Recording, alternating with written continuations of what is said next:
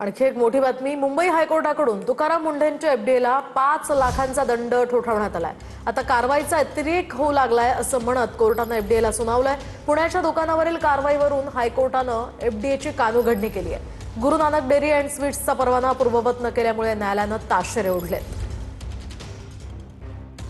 अन्न व औषध प्रशासनाच्या वतीनं पुण्यातील वडगाव शहरीमध्ये असलेल्या गुरु नानक डेअरी आणि स्वीट या दुकानावरती जून महिन्यामध्ये कारवाई करण्यात आलेली।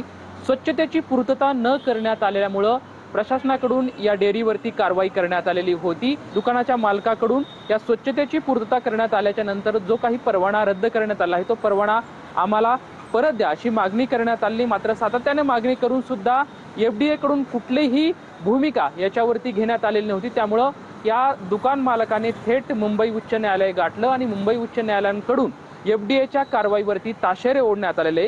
स्वच्छतेची पूर्तता केल्याच्या नंतर या दुकानदाराला आपण परवाना देण्यात यायला पाहिजे होता, मात्र तो तुम्ही तुमच्याकडून देण्यात आला नाही। त्यामुळे एफडीएला मुंबई उच्च न्यायालयाने 5 लाखाचा दंड जो आहे तो ठोठावण्यात आलेला आहे। बंद झाल्याच्या नंतर जे नुकसान झालं आहे त्या नुकसान भरपाई एफडीएने द्यावी अशी उच्च न्यायालयाने जी आहे ती मागणी एफडीएकडे करण्यात आलेली आहे। Laxman Jadhav, tune in Marathi.